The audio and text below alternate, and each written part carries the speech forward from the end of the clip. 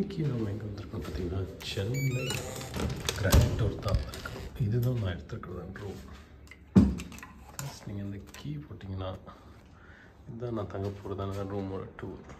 என்னென்ன வச்சுருக்காங்க பார்த்தீங்கன்னா இந்த காஃபி பால் பவுடர் 3 வச்சுருக்காங்க, டீ பவுடர் 2 வாட்டர் பாட்டில், அதுக்கப்புறம் டிவி. ரொம்ப சின்ன ரூமாக தான் இருக்குது. ஏசி இருக்குது, டெலிஃபோன், இது சுடு தண்ணி வைக்கிறதுக்கு, அப்புறம் டாய்லெட்,